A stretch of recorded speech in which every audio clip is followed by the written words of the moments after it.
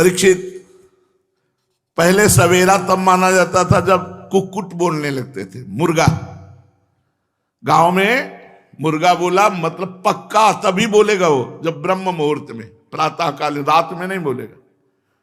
मुर्गा बोलते ही समझ लिया जाता था ब्रह्म मुहूर्त हो गया, 4 बज गए। ब्रह्म मुहूर्त लगते ही भगवान श्री कृष्ण की पत्नियां जो प्रातःकालीन दिनचर्या के लिए भगवान से वियोग होने के उसमें कोसती थी, मुर्गो क्यों बोल दिया, कहा भगवान श्री कृष्ण की सेवा में। बंदीजनों की भांति प्रातःकालीन वेला पर जहां भगवान जिस महल में रहते वहां पक्षियों की चहचहाट शुरू हो जाती, कलरव करने लगते। पवित्र ब्रह्म मुहूर्त का समय, भगवान की दिनचर्या देखो, जहां कुक्कुट बोला, चिड़िया चहकने लगी, भगवान ब्रह्म मुहूर्त में उठे, पहला काम हाथ मुंह धो करके पवित्र होकर और अपने स्वरूप के ध्यान में मगन हो गए। भगवान किसका ध्यान करते हैं? अपने स्वरूप का। भगवान का स्वरूप क्या है? सच्चिदानंदमय आत्मस्वरूप। आनंद से रोम रोम खिला हुआ और ध्यानस्थ भगवान बैठे हैं। परीक्षित, भगवान का वह आत्मस्वरूप सजाति विजाति स्वगत भेद से रहित एक अखंड है, क्योंकि उसमें किसी प्रकार की उपाधि या उपाधि के कारण होने वाला अन्य वस्तु का अस्तित्व नहीं है। यही कारण है कि वह अविनाशी सत्य है। जैसे नेत्र इंद्री चंद्रमा सूर्य आदि के द्वारा प्रकाशित होती है, वैसे वह आत्मस्वरूप दूसरे के द्वारा प्रकाशित नहीं, वह स्वयं प्रकाश है। इसी से उसका नाम ब्रह्म कहा गया है।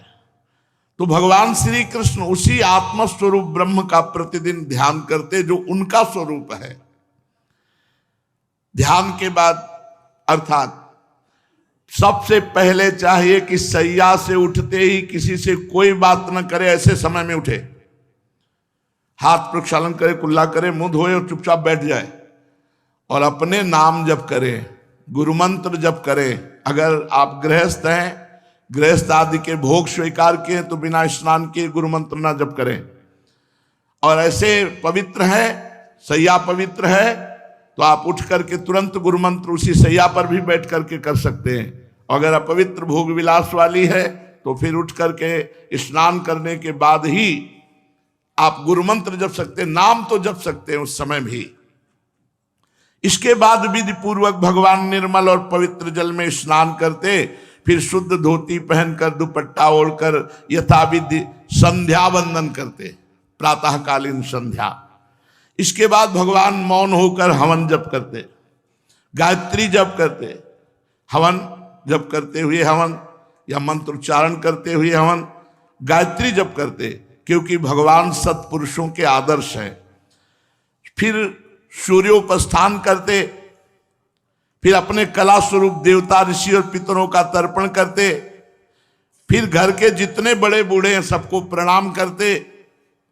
इसके बाद भगवान श्री कृष्ण दुधारू पहले पहल ब्याई हुई बछड़ों वाली सीधी शांत गौओं का ब्रह्म ऋषियों को दान करते।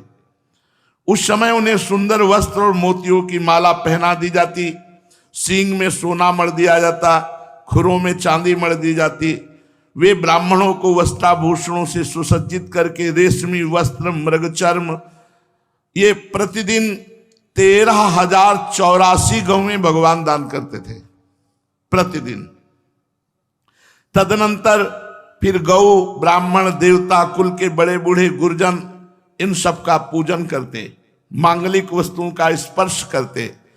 भगवान के शरीर का सहज सौंदर्य ही मनुष्य लोक का अलंकार है। फिर भी जब वे दिव्य पीतांबर वस्त्र, कौस्तुभ मणि और पुष्पों के हार, चंदन, दिव्य अंगराग से विभूषित करते, बहुत ही सुंदर। इसके बाद घी में अपना मुख देखते, फिर दर्पण में अपना मुख देखते, फिर गाय, ब्रह्म ऋषि और देव प्रतिमाओं का पूजन करते। फिर अंतःपुर में रहने वाले जितने भी लोग हैं उनकी इच्छा पूछते और उनकी कामनाओं की पूर्ति करते। पुष्पमाला, तांबूल, चंदन, अंगराग आदि पहले ब्रह्म ऋषियों को अर्पित करते, फिर स्वजन संबंधियों को, फिर रानियों को, फिर बची हुई वस्तु अपने प्रयोग में लाते भगवान, क्योंकि घर के मालिक को ऐसा करना चाहिए। भगवान ये सब करते होते तब तक दारुक नाम का सारथी सुग्रीवादि घोड़ों से जुता हुआ अत्यंत अद्भुत रथ ले आता और प्रणाम करके भगवान के सामने खड़ा हो जाता। इसके बाद भगवान श्री कृष्ण सात्यकी और उद्धव जी के साथ अपने हाथ से सारथी का हाथ पकड़कर रथ पर सवार होते, ठीक वैसे ही जैसे भुवन भास्कर भगवान सूर्य उदयाचल पर आरूढ़ होते हैं। परीक्षित तदनंतर भगवान श्री कृष्ण समस्त यदुवंशियों के साथ सुधर्मा नाम की सभा में प्रवेश करते। इस सुधर्मा सभा की ऐसी महिमा है कि जो लोग इस सभा में बैठ जाते हैं उन्हें भूख नहीं लगेगी, प्यास नहीं लगेगी, शोक नहीं होगा, मोह नहीं होगा, बुढ़ापा नहीं आएगा और मरेगा नहीं। ये 6 उर्मियां उसे नहीं सताती जो सुधर्मा सभा में बैठता है। भगवान सुधर्मा सभा में प्रवेश करते, वहां श्रेष्ठ सिंहासन पर विराजमान होते। भगवान की अंग कांति से 10 दिशाएं प्रकाशित होती रहती। उस समय यदुवंशी वीरों के बीच में यदुवंश शिरोमणि भगवान श्री कृष्ण की ऐसी शोभा होती जैसे आकाश में तारों से घिरे हुए भगवान चंद्रदेव शोभायमान होते हैं। जब भगवान आराम मुद्रा में बैठ जाते तब विदूषक लोग विभिन्न प्रकार के हास्य विनोद करते, नटाचार्य लोग अभिनय करते, नर्तकियां नाचने लगती और टोली के टोली गायन करने वाले लोग गायन करते। उस समय मृदंग, वीणा, पखावज, बांसुरी, झांझ, शंख ये बजने लगते। सूत, मागध, बंदीजन नाचते गाते भगवान की स्तुति करते। कोई कोई व्याख्या कुशल ब्राह्मण वहां बैठकर वेद मंत्रों की व्याख्या करते। कोई पूर्वकालीन पवित्र कीर्ति नरपतियों के चरित्र कह कहकर भगवान को सुनाते। ये सब हो ही रहा था कि द्वार पर एक आवाज लगी। द्वारपालों ने भगवान को सूचना दी कि कोई द्वार पर आपसे मिलने के लिए प्रार्थना कर रहा है। भगवान ने अनुमति दे दी। वो मनुष्य रूप में परमेश्वर भगवान श्री कृष्ण के सामने जाकर साष्टांग प्रणाम किया और हाथ जोड़कर कहा, प्रभु मैं उन राजाओं का दूत हूं जो जरासंध की कैद में बना दिए गए हैं। जिन राजाओं ने जरासंध को सर नहीं झुकाया उसने बलपूर्वक कैद कर लिया है, जिनकी संख्या 20,000 है। 20,000 राजा, 20,000 राजाओं को कैद किए हुए था और उनको अगले भैरव उत्सव में बलि चढ़ाता। 20,000 राजाओं की। उन राजाओं ने प्रभु आपके सम्मुख निवेदन किया है। उन्होंने कहा है, कृष्ण कृष्णा प्रमेयात्मन प्रपन्न भय भंजन वयम त्वाम शरणम यामो भवभीता पृथक धिया। हे सच्चिदानंद स्वरूप श्री कृष्ण, आप मन और वाणी के अगोचर हैं। प्रभु सुना है जो आपकी शरण में आ जाता है उसके सारे भय नष्ट कर देते हैं। प्रभु हमारी भेद बुद्धि मिट्टी नहीं, हम जन्म मृत्यु रूपी संसार चक्र में भयभीत होकर आपकी शरण में आ गए हैं। जगदीश्वर, आपने जगत में अपने ज्ञान बलादि कलाओं के साथ इसलिए अवतार ग्रहण किया है कि साधु पुरुषों की रक्षा हो और दुष्टों को दंड मिले। प्रभु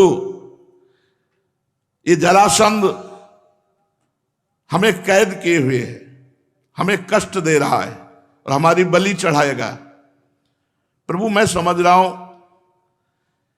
कि जरासंध कष्ट नहीं दे रहा, हमारे कर्म ही जरासंध को निमित्त बना करके हमको दुख दे। हमने पहले दुष्कर्म किया होगा, उसका मुझे दंड मिला है। प्रभु आप कृपा कीजिए, मुझे बचा लीजिए, इस क्लेश से मुक्त कीजिए। प्रभु, हम जानते हैं कि राजा पने का सुख प्रारब्ध के अधीन एवं विषय साध्य है। सच कहें तो स्वप्न सुख के समान अत्यंत तुच्छ और असत है। साथ ही उस राज्य सुख को भोगने वाला यह शरीर भी एक प्रकार से मुर्दा ही है। इसके पीछे सदा सर्वदा सैकड़ों प्रकार के भय लगे रहते, परंतु हम तो इसी के द्वारा जगत के अनेकों भार ढो रहे हैं। और यही कारण है कि हमने अंतःकरण के निष्काम भाव निसंकल्प स्थिति को प्राप्त होने वाले भागवतिक सुख को जाना ही नहीं, उसका परित्याग कर दिया। सचमुच सचमुच हम अत्यंत अज्ञानी हैं। आपकी माया के फंदे में फंसकर क्लेश पर क्लेश भोगते जा रहे हैं। भगवान, आपके चरण कमल शरणागत पुरुषों के समस्त शोक और मोह को नष्ट कर देने वाले हैं। इसलिए आप ही जरासंध रूपी कर्मों के बंधन से हमें छुड़ा लीजिए प्रभु। ये अकेला जरासंध 10,000 हाथियों का पावर रखता है, शक्ति रखता है। हम लोगों को जबरदस्ती ऐसे बंदी बनाया जैसे सिंह भेड़ों को घेर लेता है। चक्रपाणे, आपने 18वीं बार जरासंध से युद्ध किया, 17 बार तो उसका मान मर्दन करके उसे छोड़ दिया, परंतु एक बार इसको भ्रम हो गया कि वो आपको जीत लिया है। प्रभु, हमें पता है आप मनुष्यों का साचरण करते हुए हारने का अभिनय किया, परंतु इससे इसका घमंड बढ़ गया है। हे अजित, हम आपकी शरण में हैं, आपकी प्रजा हैं। अब जैसी इच्छा हो वैसा करो। ऐसा राजाओं के दूत ने सुधर्मा सभा में विराजमान भगवान से विनय की। श्री सुखदेव जी कहते हैं, परीक्षित, राजाओं का दूत इस प्रकार कह ही रहा था कि उसी समय परम तेजस्वी देवर्षि नारद जी, जिनकी जटाएं बिजली की तरह चमक रही थी, ऐसा मालूम हुआ मानो भगवान सूर्य उदय हो गए हों। सबने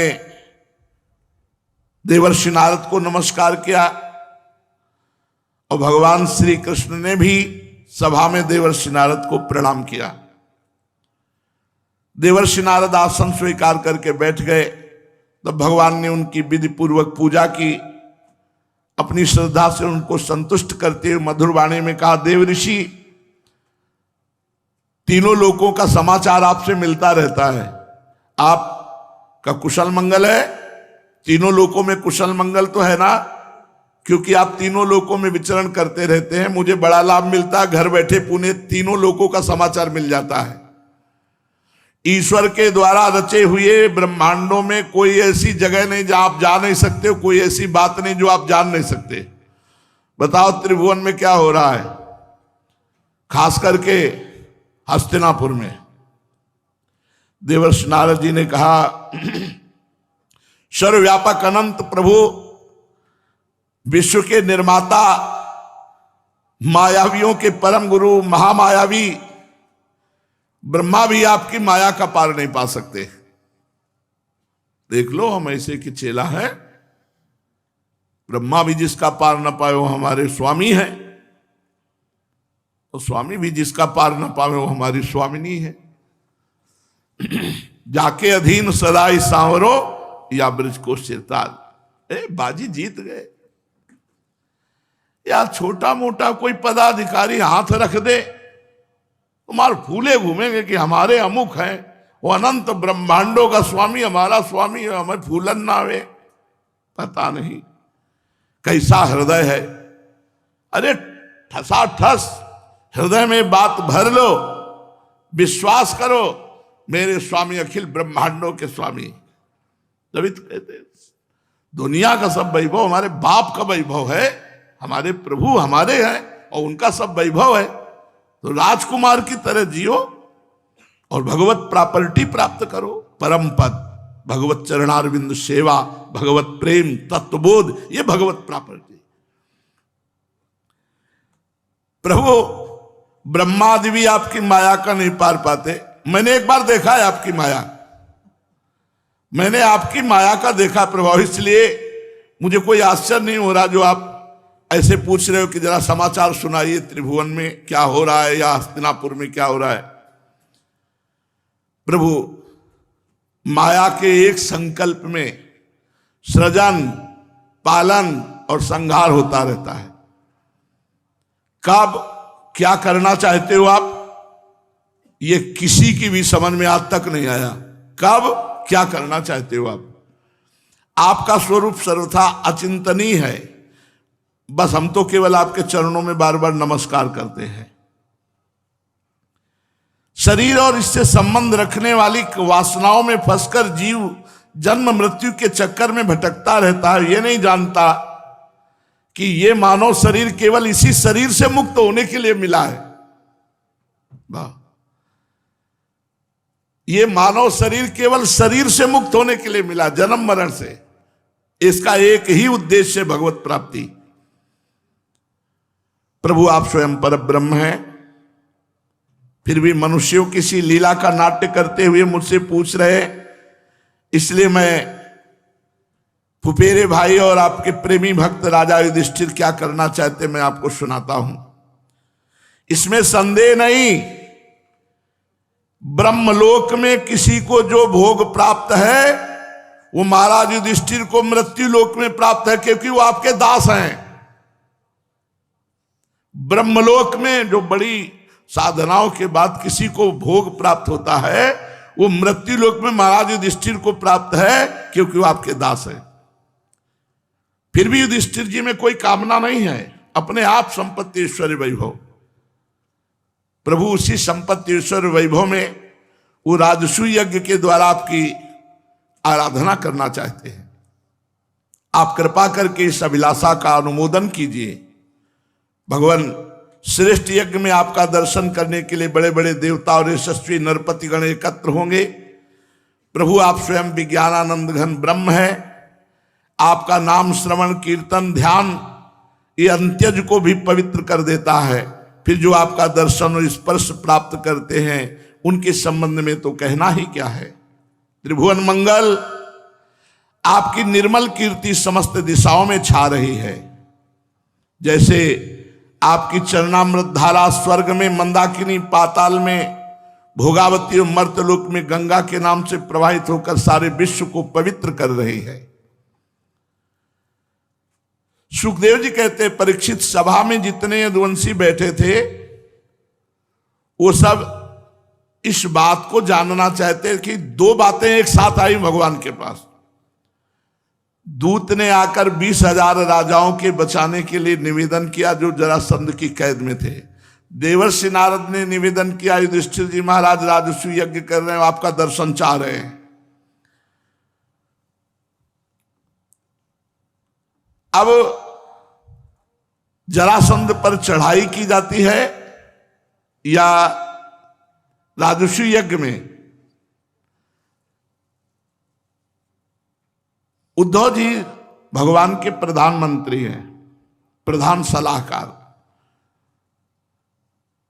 श्री कृष्ण ने तनिक मुस्कुराकर मीठी वाणी में उद्धव जी से कहा, उद्धव तुम मेरे हितैषी सुहृद हो, शुभ सम्मति देने वाले और कार्य के तत्व को भली भांति समझने वाले हो, इसलिए हम तुम्हें अपना नेत्र मानते हैं। तो रास्ता दिखाओ, इस समय हमें क्या करना चाहिए। उद्धव जी ने देखा भगवान सर्वज्ञ होकर अनजान की तरह पूछ रहे हैं, तब आज्ञा शिरोधार्य करके कहा कि प्रभु देवर्षि नारद जी ने आपको सलाह दी कि आपको पांडवों के राजसूय यज्ञ में सम्मिलित होने की और उनकी सहायता करने के लिए आपको जाना चाहिए। बिल्कुल कथन ठीक है। साथ ही यह भी ठीक है कि दूत आया है, शरणागतों की रक्षा करना आवश्यक कर्तव्य है। प्रभु जब हम दोनों बातों पर विचार करते हैं तो दोनों बातों में एक ही बात हल निकल आता है कि राजसूय यज्ञ वही कर सकता है जो 10 दिशाओं पर विजय प्राप्त करे। जब हम इस निर्णय पर पहुंचते हैं तो बिना दुविधा के हम इस बात पे पहुंच जाते हैं कि पांडवों के यहां यज्ञ में चलने से दोनों काम हो जाएंगे, क्योंकि राजसूय यज्ञ वही कर सकता है जो 10 दिशाओं में विजय प्राप्त करेगा। तो पांडवों के सामने भारी समस्या आएगी, जरासंध। और प्रभु अगर आप उपस्थित है तो जरासंध की मृत्यु निश्चित है, और जरासंध की मृत्यु निश्चित है तो शरणागत जो 20,000 राजा हैं वो मुक्त हो जाएंगे। इसलिए राजसूय यज्ञ में चलना अति अनिवार्य है। उद्धव जी ने ऐसी सलाह दी। आगे श्री भगवान क्या करते हैं शेष चर्चा आगे। श्री राधा वल्लभ लाल की।